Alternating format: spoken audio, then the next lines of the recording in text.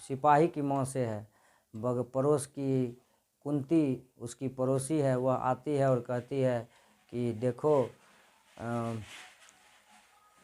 उसके आसपास में लड़कियों का विवाह होता है, तो वह कहती है उसके माँ से, मुन्नी के माँ से, कि तुम अपनी बेटी का विवाह कब करोगी।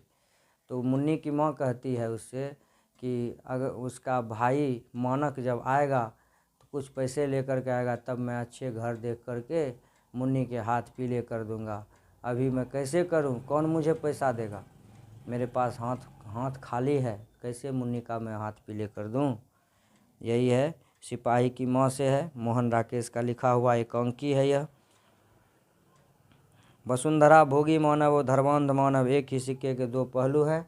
ओ सदा निरा जगदीश चंद्र माथुर की लिखी हुई यह कहानी है, एक तरह निबंध है। ये गंडक नदी पे लिखा गया है। इसी में कहा गया है कि जो वसुंधरा भोगी मानव है, मतलब जो जमीन को भोगते हैं, और धर्मांध मानव, दोनों एक ही सिक्के के पहलू है। दोनों से प्रकृति का नाश हो रहा है। धर्म के नाम पर प्रकृति का नाश हो रहा है। जंगलों को काटकर मठ बनाए जा रहे हैं, कुटिया बनाया जा रहा है, मंदिर बनाए जा रहे हैं, तो उसके लिए जंगल का विनाश हो रहा है। ये है धर्मांध मानव, धर्म में अंधा होकर के जंगलों का विनाश कर रहा है। और सुविधा भोगी मानव, वसुंधरा भोगी मानव, जो धरती पर भोग विलास कर रहे हैं, वह भी जंगल को नष्ट करने पर तुले हुए हैं। तो दोनों में कोई फर्क नहीं है। एक धर्म के नाम पर उजाड़ रहा है, तो दूसरा अपने सुख के नाम पर उजाड़ रहा है। दोनों एक ही सिक्के के दो पहलू हैं। पूरब पश्चिम से आते हैं नंगे बूचे नरकंकाल, सिंहासन पर बैठा उनके तमगे कौन लगाता है। यह भी मैंने पहले बता चुका है। ये अधिनायक शीर्षक पाठ से है। अधिनायक लिखा है,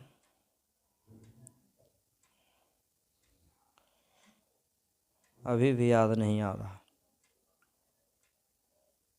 रघुवीर सहाय का लिखा हुआ है अधिनायक।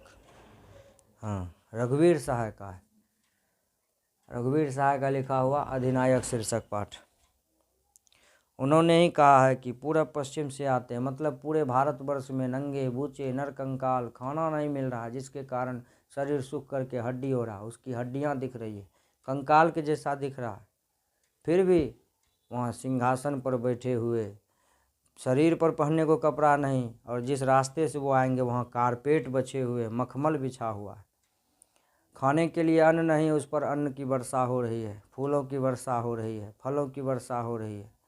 और सिंहासन पर बैठा उनके तमगे कौन लगाता है, और मेडल पर मेडल उनको दिए जा रहे हैं। यहाँ देश में भूखमरी व्याप्त है।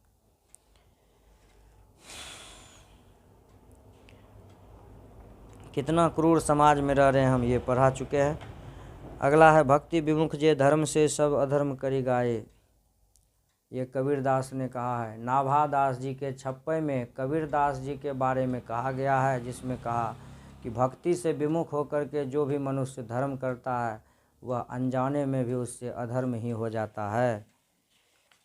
इसलिए जो भक्ति से विमुख है वह धर्म कैसे कर सकता है, क्योंकि उसे धर्म का ज्ञान ही नहीं है। वह अगर धर्म करना भी चाहेगा तो अनजाने में उससे अधर्म हो जाता है। इसलिए जो भक्ति से विमुख है वह सब जो भी करेंगे सब अधर्म ही होता चला जाता है।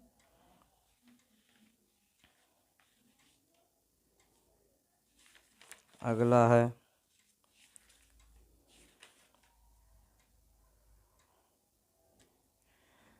नारी नारी पूर्ण रूप से समान है, नर नारी पूर्ण रूप से समान है, उसमें एक के गुण दूसरे के दोष नहीं हो सकते। ये अर्धनारीश्वर से ही है। और रामधारी सिंह दिनकर जी ने कहा है कि नर नारी दोनों एक ही हैं।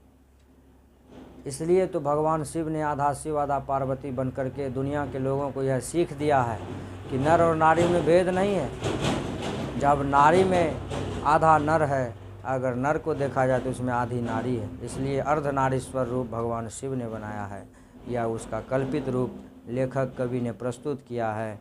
तो नर का गुण नारी के लिए दुर्गुण कैसे हो सकता है। आज हमारी नारियां पुरुष के गुण को धारण करके कहां से कहां चली गई, पुरुष के कदम से कदम मिलाकर चल रही है, वह पुरुष से आगे भी निकल रही है। इसलिए नारी का जो गुण है वह पुरुष को अगर देवता बना सकता है, तो पुरुष का गुण नारी को आत्मनिर्भर बना सकता है। इसलिए एक का गुण दूसरे के लिए दोष नहीं हो सकता। ये रामधारी सिंह दिनकर का कहना। आदमी यथार्थ को जीता ही नहीं, यथार्थ को रचता भी है। यह मलियज का लिखा हुआ है, हंसता हुआ मेरा अकेलापन। डायरी विधा डायरी है, इससे लिया गया है। इसमें एक डायरी के अंश में मलियज कहते हैं कि आदमी यथार्थ को जीता ही नहीं बल्कि यथार्थ को रचता भी है। अर्थात कहने का मतलब हुआ कि आदमी वह यथार्थ को सिर्फ रचता ही नहीं है। एक आदमी यथार्थ मतलब जो सच्चाई है इस दुनिया को रचता है, बनाता है, और दूसरा कोई उसको भोगता है। कुछ दिन अपना भोगता है, फिर भोग करके दूसरे को दे देता है। कहने का मतलब अगर इसको समझा जाए, एक पुत्र जो भोग रहा है वह उसके पिता की देन है। यानी रचा हुआ यथार्थ किसी का भोगा हुआ यथार्थ हो सकता है। रचा हुआ यथार्थ दे करके कोई और उसे भोगता है। रचा हुआ यथार्थ किसी का कि कोई न कोई उसे भोगेगा। हमारे पिताजी ने जो रचा उसे हम भोगते हैं। इसलिए भोगा हुआ यथार्थ किसी का रचा हुआ यथार्थ है। अगला है उल्लास विश्व पर छाया, मेरा खोया हुआ खिलौना अब तक मेरे पास ना आया। ये भी पढ़ा चुके हैं। नर नारी पूर्ण रूप से समान है, उनमें एक गुण एक दूसरे का गुण। प्रतिभत कटक कटीले केते काटी काटी, कालिका सी कल की कलऊ देती काल को। ये भी पढ़ा चुके हैं। इसका तो पूरा वीडियो ही दे दिए हैं। प्रतिभट कटक कटीले, लगता है कि क्षण भर में कालिका की तरह शत्रुओं के गले को काट करके दे दे रिझावे मुंडन के माल को। भगवान शिव को खुश करने के लिए वह शिव को मुंडमाला चढ़ा रहे हैं और ऐसा लगता है कि वह काल को भोजन करा रहे हैं, कलेऊ दे रहे हैं। यही इसकी व्याख्या है। पूर्ण व्याख्या पहले के वीडियो में दे चुके हैं। इसके बाद जिस पुरुष में नारी तो नहीं हो गया, आदमी यथार्थ को जीता ही नहीं रचता भी है, सब हो गया।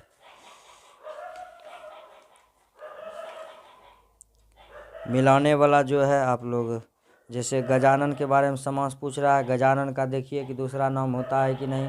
गजानन का नाम दूसरा लंबोदर हो जाता है। ये बहुब्रीहि, राजपुत्र तत्पुरुष है। चौराहा यह द्विगु समास है। राजा रानी द्वंद्व समास। घुड़सवार घोड़े पर सवार तत्पुरुष समास। नीलकंठ कर्मधारय है। ये नीलकंठ बहुब्रीहि है क्योंकि नीलकंठ नाम भगवान शिव का है। काली मिर्च यह कर्मधारय है। सुख दुख द्वंद्व समास है।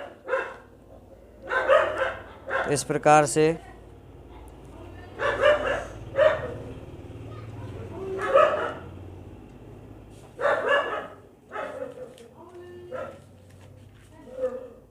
प्रकार से हिंदी में जहाँ तक हो सका हमने करने का प्रयास किया है। कविता में हार की जीत अशोक वाजपेयी का लिखा हुआ, वे उत्सव मना रहे हैं, सड़कों को सींचा जा रहा है क्योंकि बताया गया है कि उनके सैनिक विजय करके लौटे हैं। तो ये हार की जीत है। गद्य कविता है ये। इस प्रकार से हम देखते हैं कि कई तरह की रचनाएं अशोक कविता में देखने के लिए मिलती है, जो आप लोग याद भी किए होंगे। जो भी छात्र हैं एक बार शीर्षक लेखक जरूर देख कर जाइएगा, क्योंकि शीर्षक लेखक से भी प्रश्न रहता है और या व्याख्या ही कीजिएगा तो पता रहेगा तब न किसका शीर्षक कौन है। जैसे मैं भूल गया अभी, अधिनायक का रघुवीर शाह है। इसलिए आप लोग भी परीक्षा भवन में ऐसा भूल न करें। जाने से पहले या अभी भी समय है, एक बार देख लीजिए, एक बार सरसरी निगाह से देख लीजिएगा तो याद रहेगा दिमाग में। हिंदी बहुत ही अच्छा सब्जेक्ट है। आप इसको अगर थोड़ा सा ध्यान दे करके अपने वाक्य विन्यास आदि चीज़ों पर ध्यान देंगे तो निश्चित रूप से हिंदी आपको एक अच्छे मुकाम पर लेकर के जा सकती है। यह हमारी मातृभाषा भी है।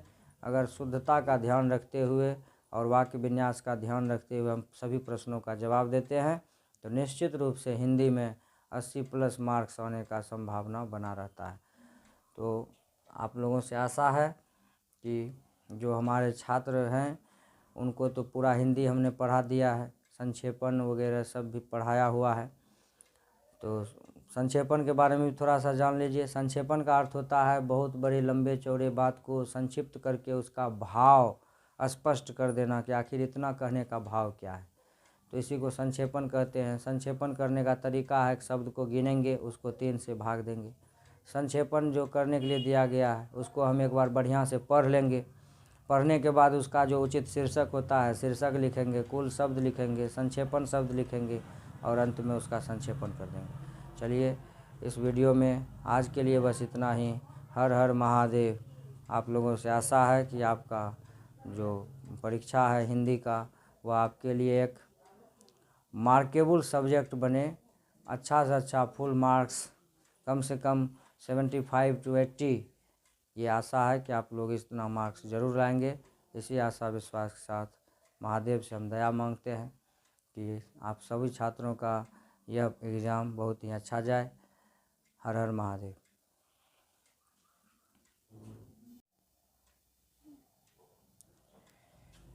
चीर विषाद विलीन मन की, इस व्यथा के तिमिर बन की, तुमुल कोलाहल कलह से यह है। इसमें आप देखिएगा कामायनी और कामायनी से यह लिया गया है। सबसे पहली बात कामायनी से है। जयशंकर प्रसाद की लिखी हुई यह सबसे इम्पोर्टेंट उपन्यास है कामायनी। इसमें काव्य के रूप में ही यह चला है और कामायनी में जयशंकर प्रसाद ने मनुष्य की सभ्यता का विकास किस तरह से हुआ, मानव विकास की गाथा उन्होंने इस कामायनी उपन्यास में किया है। ये तुमुल कोलाहल कलह शीर्षक पाठ से इन्होंने इनकी जो ये कविता है, यह कामायनी से ही ये कविता ला करके आपके पाठ पुस्तक में दिया गया है। इसमें यह जो पंक्ति यहाँ पर आप देख रहे हैं, चीर विषाद विलीन मन की, इस व्यथा के तिमिर बन की, मैं उषा सी ज्योति रेखा, कुसुम विकसित प्रात रे मन। 4 लाइन का इसका स्टेंजा है, 4-4 लाइन का। इस मैं उषा सी ज्योति रेखा, मैं कुसुम विकसित प्रात रे मन। इसको समझिए, चीर विषाद विलीन मन की, श्रद्धा कह रही है। इसमें मनु और श्रद्धा के बीच बात चल रहा है और श्रद्धा मनु से कह रही है कि जब आपका मन बहुत लंबे विषाद में डूब जाता है, विलीन हो जाता है, इस व्यथा के तिमिर बन की और इस दुख के अंधकार में आपका मन खो जाता है, डूब जाता है, तो मैं इस अंधेरे वन में, इस अंधेरे व्यथा में जो आप डूबे हुए हैं, मैं उषा सी ज्योति रेखा। उषा मन क्या?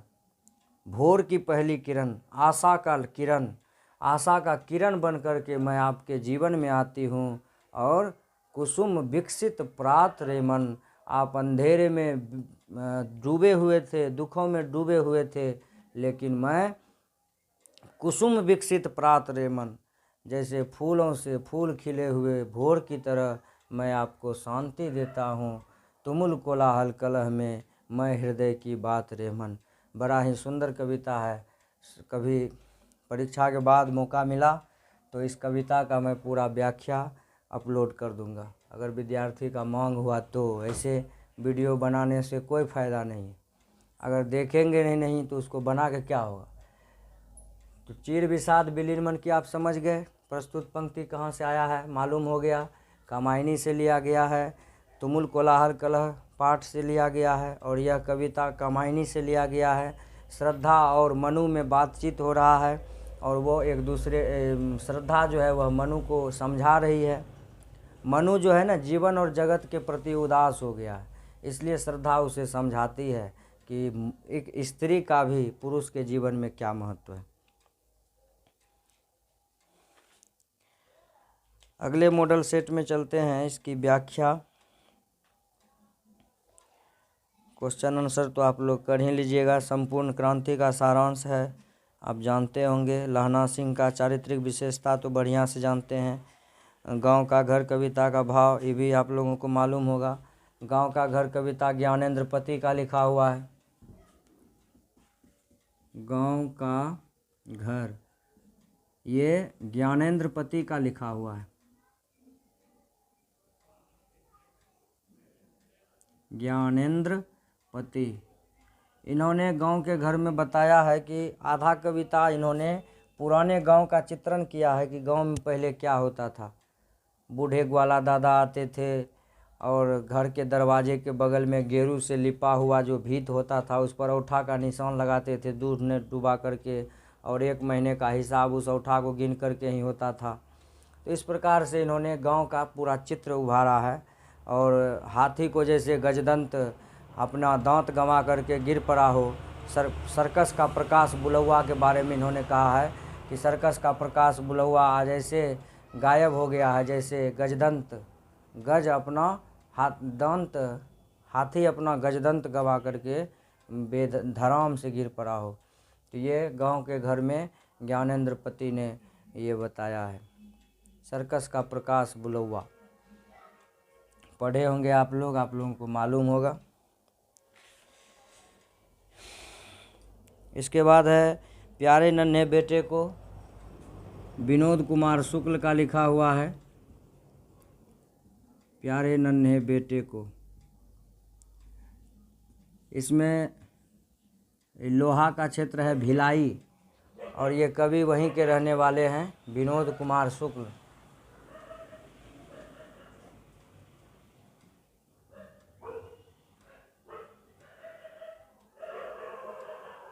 प्यारे नन्हे बेटे को, इसमें बेटे को अपने कंधे पर उठा करके बेटा से पूछते हैं बताओ कहाँ कहाँ लोहा है। तो बेटा अपना जो कार्य क्षेत्र है, पिताजी उसको अपने कार्य क्षेत्र के बारे में लोहा की जानकारी कराते हैं। माँ बिटिया से पूछती है, समझाती है उसको कहाँ कहाँ लोहा है। यहाँ लोहा की खोज इसलिए हो रही है क्योंकि लोहा के माध्यम से कवि अपने बेटा को कठिन मेहनत और कठिन परिश्रम का सीख दे रहे हैं।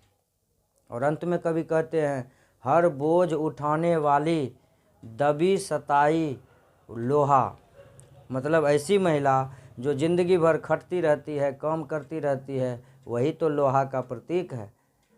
घर में आप कहीं भी लोहा को देख लीजिए, उसका काम बड़ा ही कठिन होता है। 4 कब्जा पे उतना भारी केवाड़ जो एक आदमी से नहीं उठता है, वो 4 कब्जा पे ज़िंदगी भर झूलते रहता है। उसी प्रकार से मनुष्य को भी अपने पुत्र को अभी से यानी बचपन से ही कभी कठिन मेहनत करने का जो है वह सीख देते हैं। यही प्यारे नन्हे बेटे का थीम है। इसमें शमशी, करकुल, सिगरी यानी जहाँ जहाँ लोहा है, तावा, लोहिया, ये सब के बारे में कवि कहते हैं कि वहाँ वहाँ लोहा है। उसके बाद पिताजी उसको कहते हैं ये जो ढेर देख रहे हो यह भी लोहा का ही ढेर है, क्योंकि भिलाई क्षेत्र है, वहाँ पर लोहा का भंडार है और वहीं पर के कवि हैं और अपने बेटे को दिखा करके कहते हैं यह भी लोहा है। इसके बाद अगला मॉडल सेट है, मृत्यु के समय पहले कुछ समय पहले स्मृति बहुत ही साफ हो जाती है। यह भी उसने कहा था शीर्षक पाठ से है, और ये लहना सिंह कह रहा है हजारा सिंह से। लहना सिंह हजारा सिंह के गोद में पड़ा हुआ है और कवि कह रहे हैं इस बात को कि मृत्यु के समय स्मृतियाँ बिल्कुल साफ हो जाती है। ऐसे चलता है जैसे आंखों के सामने चलचित्र चल रहा है। लहना सिंह हजारा सिंह से अपने जीवन में घटी हुई सारी घटनाओं का जिक्र एक साथ कर देता है, और इस प्रकार से ये जो है समय का धुंध बिल्कुल उन पर से हट जाता है। बहुत पुराने बचपन की यादों को वो एकदम ऐसे कह रहा है, लगता है जैसे उसकी आंखों के सामने फिल्म चल रहा हो और उसका हूबहू आंखों देखा हाल सुना रहा हो। ये है, लिख लीजिएगा आप लोग। प्रत्येक पत्नी अपने पति को बहुत कुछ उसी दृष्टि से देखती है जैसे लताएं वृक्ष को देखती है। अर्धनारीश्वर शीर्षक पाठ से लिया गया है, रामधारी सिंह दिनकर। अर्धनारीश्वर चैप्टर है, रामधारी सिंह दिनकर की लिखी हुई यह कविता है। जो पढ़े होंगे उनको मालूम होगा कि इसमें पुरुष और स्त्री के कर्तव्य के बारे में चर्चा किया गया है कि जो पुरुष का कर्म क्षेत्र है वही नारी का भी कर्म क्षेत्र है। प्रेमचंद ने भी नारी को यहाँ तक कह दिया कि जब वह पुरुष के गुण लेती है तो वह राक्षसी हो जाती है। रविंद्रनाथ टैगोर ने भी कहा है कि स्त्रियों को अपने पुरुष को रिझाने में, पूरे परिवार की देखभाल करने में ही नारी का महत्व है, नारी की गरिमा है। अर्धनारीश्वर में रामधारी सिंह दिनकर ने कहा है कि नारी केवल यहीं पर नहीं, नारी का आगे भी काम है। वह सिर्फ घर को ही चलाने संभालने में नहीं, वह सिर्फ कामिनी नहीं है, वह सिर्फ यामिनी नहीं है, सुंदरता की मूर्ति नहीं है, उसका काम और भी बहुत कुछ है। वह पुरुष के साथ कदम से कदम मिलाकर चलने के लिए है। अर्धनारीश्वर रूप भगवान शिव और पार्वती का कल्पित रूप है, ये दिखाने का प्रयास इस चैप्टर में किया गया है। अगला है जहाँ मरु जा अभी प्रत्येक पत्नी, व्याख्यायी पंक्ति है, प्रत्येक पत्नी अपने पति को कुछ उसी दृष्टि से देखती है। इसमें कवि कहते हैं कि आपने देखा होगा, या व्याख्या कैसे करेंगे मैं उस भाषा में बोलता हूँ, कि प्रत्येक पत्नी अपने पुरुष को आश्रित के भाव से देखती है। पत्नी अपने पति पर आश्रित रहती है, वह उसे, उसका पालन पोषण भरण सब कुछ उसके पति के हाथ में होता है, इसलिए वह अपने पति का मुंह देखती है। जिस प्रकार एक लता वृक्ष का सहारा लेकर के झांझावातों में झेल जाता है, वह उसी के सहारे जीवन गुजारती है, उसी प्रकार एक पत्नी, एक स्त्री पुरुष से लिपट करके अपने जीवन को समाप्त कर देती है। पुरुष के सानिध्य में रह करके वह अपने जीवन को पूर्ण कर लेती है, जैसे लता वृक्ष से लिपट करके। आइए अगला देखते हैं। जहाँ मरु ज्वाला धधकती, चातकी कनको तरसती, उन्हीं जीवन घाटियों की मैं सरस बरसात रे मन। आप अभी तुरंत पढ़े, तुमुल कोलाहल कलह में मैं हृदय की बात रे मन। अगर किसी ने कविता पढ़ा होगा कभी भी, तो उसको एक बार पढ़ने से ही पता चल जाएगा कि यह कविता जयशंकर प्रसाद की है, तुमुल कोलाहल कलह से, और यह कामायनी से लिया गया है। श्रद्धा और मनु में बात हो रही है। श्रद्धा कहती है मनु से कि जहाँ मरु ज्वाला धधकती, मरुस्थल के समान जहाँ पर गर्मी है, जीवन तप्त है, कहीं एक बूंद पानी की भी आस नहीं है। चातकी कनको तरसती, एक बूंद पानी के लिए चातकी पक्षी तरसती है। मैं ऐसे परिस्थिति में, मैं ऐसे समय में, श्रद्धा कहती है मनु से कि मैं सरस बरसात रे मन, उन्हीं जीवन घाटियों की। ऐसा जो आपका जीवन बन गया है, आप जो अपने जीवन को मरुस्थल समझते हैं, तो आप भले अपने जीवन को मरुस्थल समझते हैं, लेकिन मैं उस मरुस्थल में सरस बरसात बन कर के बरसती हूँ। आपको शांति और क्लांति का अनुभव कराती हूँ, आपको शांति का एहसास कराती हूँ, आपके मन को शांति प्रदान करती हूँ। अगला है राष्ट्रगीत में भला कौन वह, भारत भाग्य विधाता है, फटा सुथन्ना पहने जिसका गुण हर चरना गाता है। अधिनायक शीर्षक पाठ से ये भी कविता हमने पूरे किताब के एक एक कविता का हमने व्याख्या और उसका अर्थ सब कुछ बता दिया है, फिर भी याद दिला रहा हूँ। अधिनायक लिखा हुआ है, यह एक व्यंग्यात्मक कविता है और लिखा गया है अधिनायक को लिखा है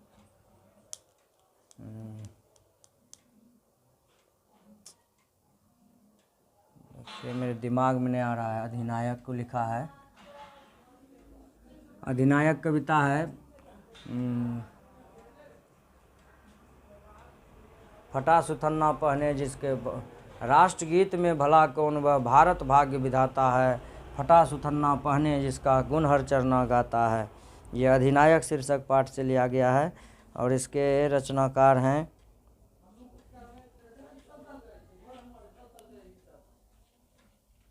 इसके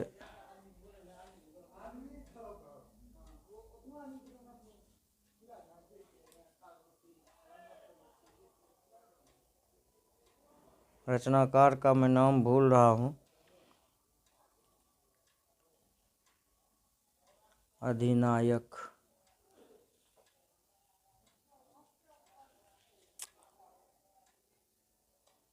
अच्छा चलिए आगे याद आएगा तो हम बोल देंगे बीच में।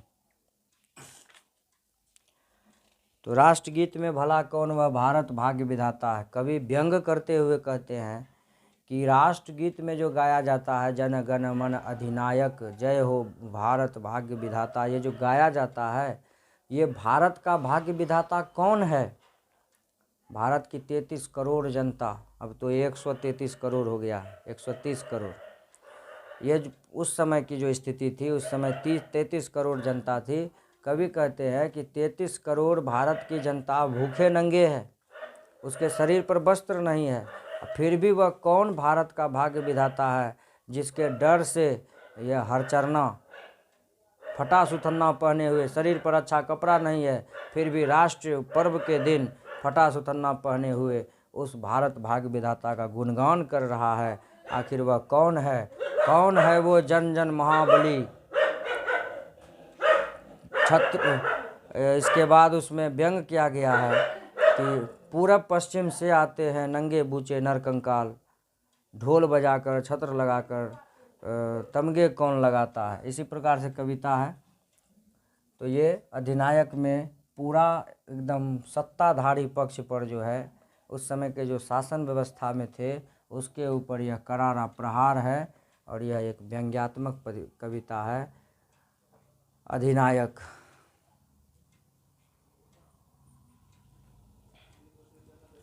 अगला संक्षेप व्याख्या है।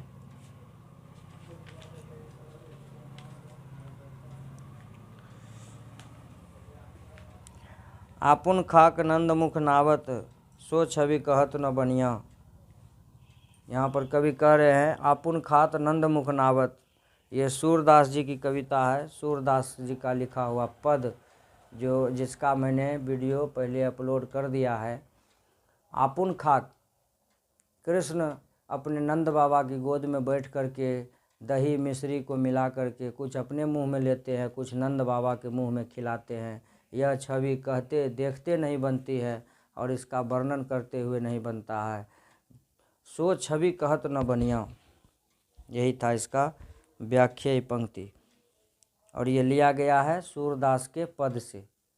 पाठ्य पुस्तक आपका है, उसमें कविता खंड यानी काव्य खंड से लिया गया है, पद्य खंड जिसको आप कहते हैं। दूसरा व्याख्या पंक्ति है अपने कहने को क्या था, धन धौन नहीं था, सत्य बोलता था जब जब मुंह खोल रहे थे। यह कविता आपके किताब में नहीं है। अगला है कितने क्रूर समाज में रह रहे हैं हम, जहां श्रम का कोई मोल नहीं, बल्कि निर्धनता को बरकरार रखने का षड्यंत्र ही था यह सब। श्रम विभाजन और जाति प्रथा, भीमराव अंबेडकर की लिखी हुई यह लिखा हुआ यह एक किताब है, उसी से है, भीमराव अंबेडकर का लिखा हुआ है। क्या है? जगदीश चंद्र माथुर, इसका वो सदा निरा, वो बता दिए जगदीश चंद्र माथुर के बारे में। अधिनायक के बारे में यहाँ बता रहे थे, भीमराव अंबेडकर का लिखा हुआ वो उनकी एक किताब है, उसी किताब से यह लिया गया है, श्रम विभाजन और जाति प्रथा, जिसमें उन्होंने कहा है कि जाति प्रथा जो है यह समाज के लिए एक कोड है। जाति प्रथा के कारण ही आज समाज में बेरोजगारी व्याप्त है। जाति प्रथा के कारण लोग एक पेशे से बंध करके रह जाते हैं, उसे स्वतंत्रता नहीं है कि वह एक नया रोजगार कर सके, वह पैतृक व्यवसाय में ही लगा रहता है। इससे बेरोजगारी बढ़ गई है, मन नहीं भी है फिर भी लोग वही काम कर रहे हैं। इसका कारण है श्रम विभाजन और जाति प्रथा। पहले जो जाति प्रथा का विभाजन किया गया था कर्म के आधार पर, लेकिन अभी जो जाति प्रथा में विभाजन है जाति का, वह कर्म के आधार पर नहीं है, वह जन्म के आधार पर है। और यही कारण है कि जन्म से ही उसकी जाति और उसका कर्म, उसका कार्य निर्धारित कर दिया जाता है, जिसके कारण वह नहीं चाहते हुए उस रोज़गार को करता रहता है। और एक तरह से अनमने ढंग से जब हम काम करते हैं तो आप समझ सकते हैं कि हम उससे कितना लाभ उठा सकते हैं। तो वही बात भीमराव अंबेडकर जी कहते हैं कि हम ऐसे क्रूर समाज में रह रहे हैं जहां अपना मन मुताबिक पेशा चुनने का भी स्वतंत्रता नहीं है। हम बिना पेशा चुने जो मन में आ रहा है, जो हमारे पिताजी दादाजी कर रहे थे, पूर्वज कर रहे थे, वही हम आज भी करते हैं। जो एक छिपी हुई बेरोजगारी का रूप ले रहा है। और यह एक तरह से कहा जाए तो गरीब को गरीब रखने का षड्यंत्र है कि तुम्हारे पिताजी हल जोतते थे तो तुम भी हले जोतो, तुम्हारे पिताजी ये करते थे तुम भी यही करो। ये एक तरह से उसे गरीब को गरीब रखने का ये षड्यंत्र नहीं तो और क्या है। ये सवाल है भीमराव अम्बेडकर जी का। चांदनी में जो ओस और शीत होती है उसमें अमृत होता है। ये पंक्ति आप लोग पढ़े होंगे तो शायद दिमाग में नहीं आ रहा होगा। चांदनी में जो ओस होती है, शीत होती है, उसमें अमृत होता है। ये तिरिछ से लिया गया है। तिरिछ, उदय प्रकाश, ये इनका आत्मकथा है। इनके पिताजी के साथ क्या क्या घटनाएं होती है आपको बहुत बढ़िया से मालूम होगा। बहुत बड़ी कहानी है और उसमें तिरिछ जो है रूढ़िवादिता का प्रतीक है। लेखक कहते हैं अगर तिरिछ से आँख मिल जाए तो समझ जाओ कि वह तुम्हारा पीछा छोड़ने वाला नहीं है। पूरे धरती का आप चक्कर लगा लीजिए, तिरिछ आपके पीछे जाएगा। उससे बचने का एक ही उपाय है, गोल गोल भागो, उछल उछल के भागो। आप लोग सभी जानते होंगे। उसी से यह पंक्ति लिया गया है। और उसमें एक मिथक है कि अगर तिरिछ को आप मार दिए और कहीं पूर्णिमा के दिन ओस में वह गया, उसके शरीर पर ओस लग जाता है तो वह तिरिछ फिर से जिंदा हो जाता है। ये रूढ़िवादिता ही तो है कि मरने के बाद भी वह फिर से जिंदा हो जाता है। इसी रूढ़िवादिता को इसमें दिखाया गया है और बताया गया है। लोग कहते हैं कि तिरिछ मरने के बाद अगर वह पूर्णिमा के दिन उस दिन का ओस उसको लग जाए शरीर पे तो वह फिर से जिंदा हो जाता है, जो एक रूढ़िवादिता का प्रतीक है। उसी तरह से हमारे समाज में जो रूढ़िवादी धाराएं, विचारधाराएं बरसों से चली आ रही है, वह आज भी हमारे भीतर घुसी हुई है और वह आज भी हमारे समाज को खोखला कर रही है। यही था इसमें।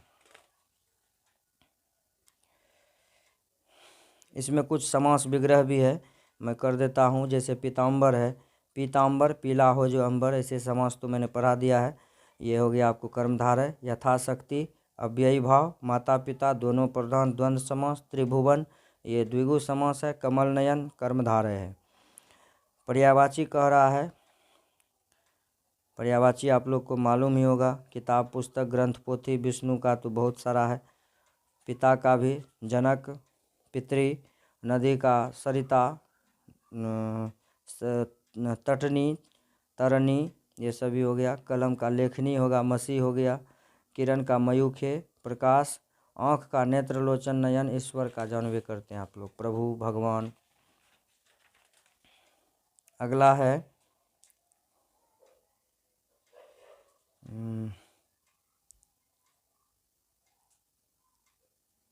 व्याख्यायी पंक्ति।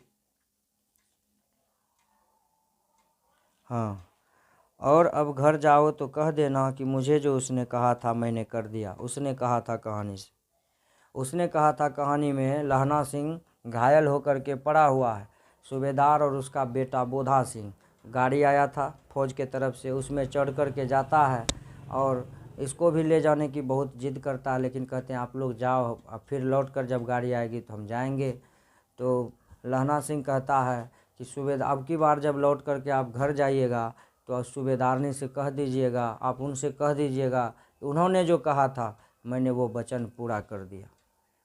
आप जो पढ़े हैं उनको मालूम होगा, सूबेदारनी ने आते समय लहना सिंह से कहा था कि मेरा एक ही बेटा है, वो भी फौज में है, पति भी मेरा फौज में है। जिस प्रकार तूने मेरा बचपन में मेरी रक्षा की थी, तांगे के नीचे आने से मुझे बचाया था, आज मेरे बेटे की रक्षा युद्ध में करना। उस वचन को लहना सिंह ने निभाया है और उसी वचन को सूबेदार से कहता है कि अब की बार घर जाइएगा तो कह दीजिएगा कि मैंने जो वचन दिया था मुझे उन्होंने, मैंने उस वचन को पूरा कर दिया है। लेकिन बताते नहीं हैं कि क्या वचन है, बस इतना ही कहते हैं। गाड़ी खुल जाती है, वो चले जाते हैं।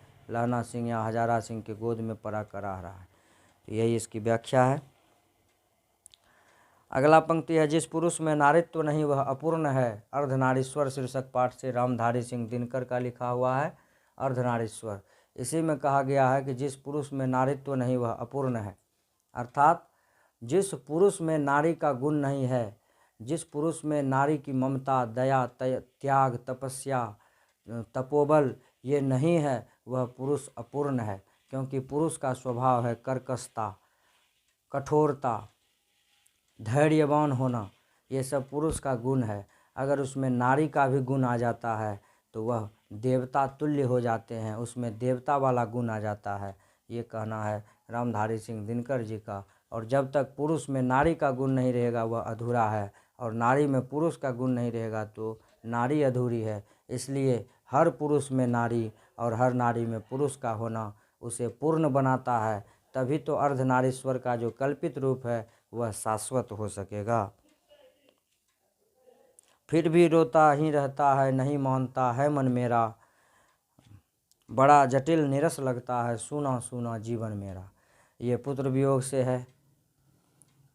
फिर भी नहीं मानता है, रोता रहता है मन मेरा, बड़ा जटिल निरस लगता है, सूना सूना जीवन मेरा। पुत्र वियोग से लिया गया है, सुभद्रा कुमारी चौहान का लिखा हुआ है। कवित्री कहती है कि कितनों समझाने के बाद भी मेरा मन समझने को तैयार नहीं है।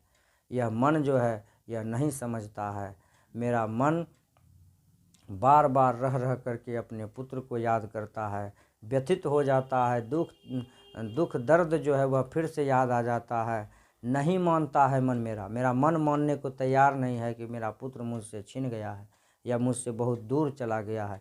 यह मानने को मेरा मन तैयार नहीं है। और बड़ा जटिल निरस लगता है। जिस माँ के हाथों से, जिस माँ ने उसे 9 महीने गर्भ में रखा, पाल पोस करके बड़ा किया, वह उसके हाथों से निकल जाए तो उस माँ का कितना जीवन जटिल हो जाता है, निरस हो जाता है। यह तो एक माँ ही बता सकती है। और सूना सूना लगता है यह जीवन। सुभद्रा कुमारी चौहान कहती है कि मेरा जीवन सूना सूना लगता है, मेरे जीवन में कोई रंग रास खुशी नहीं है। इसका पहला पंक्ति, आज दिशाएं भी हंसती है उल्लास विश्व पर छाया, फिर भी खोया हुआ खिलौना अब तक मेरे पास, मेरा खोया हुआ खिलौना अब तक मेरे पास ना आया। थपकी दे दे जिसे सुलाया, जिसके लिए लोरियाँ गाई, जिसके लिए लोरियाँ गाई, देख जरा सी मुख पे मलिनता, देख आँख मेरी रात बिताई। ये कविता इनका लिखा हुआ है, सुभद्रा कुमारी चौहान जी का। इसके बाद एक व्याख्या है, दीन सब अंगहीन छीन, मलिन अघो अघाई, नाम लय भरे उदरे एक प्रभु दासी, दास कहाई। तुलसीदास जी ने लिखा है अपने पद में। सीता माता से ये विनती कर रहे हैं कि हे माँ, आप तो प्रभु श्री राम के दरबार में रहते हैं, उनके पास आपका आना जाना होता है। माँ, एक बार प्रभु से कहिएगा कि आपका एक दीनहीन सेवक है, गरीब, जो आपका नाम लेकर के ही अपना जीवन यापन कर रहा है, आपका नाम लेकर के ही उसका पेट भरता है, सब अंगों से हीन है, वह किसी काम के लायक नहीं है। दीन सब अंगहीन, मलिन अघो अघाई, वह बड़ा ही मलिन है, तुच्छ है। और नाम लय भरे एक उदरे, प्रभु दासी दास कहाई। हे प्रभु, मेरा तो नाम लेकर के ही पेट भरता है। हे माँ, उनसे कहिएगा तो वह तो आपके दासों का भी दास है, दासी का दास है। मतलब दासी अर्थात माँ सीता राम की दासी, और माँ सीता के दास है अर्थात सीता माँ के नौकर हैं, सेवक हैं। तुलसीदास अपने आप को सेवक कहा है। इसके बाद है हार जीत, अशोक वाजपेयी का लिखा हुआ है। रामचरितमानस तुलसीदास का लिखा हुआ है। शिक्षा जय कृष्ण मूर्ति, सूरसागर सूरदास का, पद्मावती जायसी। जायसी के बारे में भी पढ़ा चुके हैं पहले, इससे पहले के वीडियो में दिया गया है। वही बात यहाँ पर भी है। अर्धनारीश्वर के बारे में आप जान गए। रोज अज्ञेय जी का लिखा हुआ है। रोज में प्रमुख पात्र है मालती। मालती के बेटा का नाम टीटी, उसके पति का नाम महेश्वर। और यह कहानी जो है मालती के नीरस जीवन के बारे में है। वह दूर के रिश्ते में बहन लगती है, लेकिन मालती लेखक साथ साथ पढ़े लिखे हैं, तो उसमें दोस्ताना संबंध है। अगला है, आदमी भागता है तो जमीन पर वह सिर्फ अपने पैरों के निशान नहीं छोड़ता, बल्कि हर निशान के साथ वहाँ धूल में अपनी गंध भी छोड़ता है। तिरिच शीर्षक उदय प्रकाश का लिखा हुआ। इसमें कवि अपने स्वप्न का जिक्र करते हुए कहते हैं कि तिरिच के बारे में वो बता रहे हैं कि तिरिच जो है वह रूढ़िवादिता का प्रतीक है। अगर तिरिच से आपका आँख मिल गया तो समझिए कि वह आपका पीछा छोड़ने वाला नहीं है। वह मनुष्य का गंध पकड़ करके उसके पीछा करता है, और पृथ्वी का पूरा चक्कर लगा लीजिए फिर भी वह आपका पीछा छोड़ने वाला नहीं है। इससे पहले पढ़ा चुके हैं, उसी आधार पर व्याख्या कर लीजिएगा। आप उस समय महत्वाकांक्षी रहते हैं जब आप सहज प्रेम से कोई कार्य सिर्फ कार्य के लिए करते हैं। अगला है, मेरे तार तार से तेरी तान तान का हो विस्तार, अपनी उंगली से धक्के से खोल अखिल श्रुतियों के द्वार। ये भी आपकी किताब से नहीं है।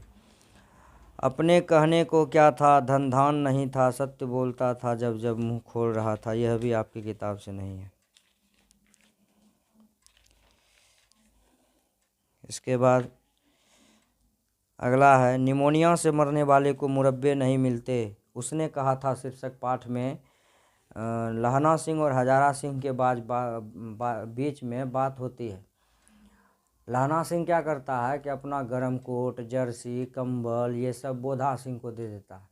बोधा सिंह का जहाँ पर ड्यूटी लगता है वहाँ पर लहना सिंह ड्यूटी दे देता है। रात भी जगता है, दिन भी जगता है, आराम के नाम का चीज़ नहीं है। यह देख कर के हजारा सिंह उससे कहता है कि तुम जो इतना कुछ कर रहे हो आखिर क्या बात है, क्यों करते हो ऐसा? अगर कहीं ठंड से मर गए तो मरने के बाद मुरब्बे नहीं मिलेंगे। मुरब्बे मतलब सरकार जो फौजियों को मरने के बाद जो देती है उसके जीवन यापन के लिए उसके परिवार वालों को, वह नहीं मिलेगा अगर ठंड से तुम्हारी मौत हो गई तो। एक तो अपना उसके जगह पर तुम ड्यूटी देते हो और उसके बाद अपना जर्सी कोट, गर्म कोट वगैरह भी सब उसी को दे देते हो। इसलिए अगर तुम्हारी कहीं मृत्यु हो गई तो तुम्हारे परिवार वालों का क्या होगा, ये उसने कहा था शीर्षक पाठ से है। चंद्रधर शर्मा गुलेरी की लिखी हुई ये कविता है। आपुन खाक नंदमुख नावत, ये तो पढ़ा दिए। जब देश के भाग्य का निर्णय हो रहा हो तो व्यक्तियों के भाग्य को पूर्णतया भुला देना चाहिए। ये भगत सिंह के द्वारा लिखी गई एक लेख, एक पत्र से लिया गया है। और वे कहते हैं कि देश के भविष्य का जब फैसला किया जा रहा हो तो उस समय किसी व्यक्ति विशेष के फैसला को भुला देना चाहिए।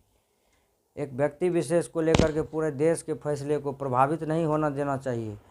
वो पूरा देश का बात हो, अगर पूरे देश का हित हो तो उसके लिए 100 व्यक्ति, एक व्यक्ति को कौन पूछे, 100 व्यक्ति भी कुर्बान है। ये भगत सिंह का कहना है। संधि विच्छेद में जैसे कुछ स्वागत है, सु जो रागत, दिगंत दिक जो रथ, जगन्नाथ जगत जोरनाथ, यद्यपि यदि जो रपि, देवांश देव जो अंश। जानने की इच्छा, जिज्ञासा, ईश्वर में जो विश्वास रखे उसको कहेंगे आस्तिक, नहीं रखेगा तो नास्तिक। जिसकी सीमा ना हो असीम, संगीत जानने वाला संगीतज्ञ, नहीं मरने वाला अमर। इसी तरह का पर्यायवाची देगा। विपरीतार्थक, अपना, पराया, खुशी का दुख, जड़ का चेतन, तीव्र का मंद होगा, उपयोग का अनुपयोग, दुरुपयोग। इसके बाद हृदय से विशेषण बनाना, हार्दिक, व्यथा से व्यथित, बरसात से बरसाती, दिन का दैनिक, जल से जलीय। अगला है, उषा लिखा है शमशेर बहादुर सिंह, प्यारे नन्हे बेटे को विनोद कुमार शुक्ल, शिक्षा जय कृष्णमूर्ति, रोज अज्ञे का है, तुमुल कोलाहल जय शंकर प्रसाद का हो गया। ज्ञानेंद्र पति का कविता है गांव का घर। जूठन जो है आत्मकथा है। मलिक मोहम्मद जैसी प्रेम मार्गी कवि हैं। घर पर देखकर ही क्या करना है कुंती, मानक आए तो कुछ हो भी, मुझे पता ही है आजकल लोगों के हाथ कितने बंधे हुए हैं। ये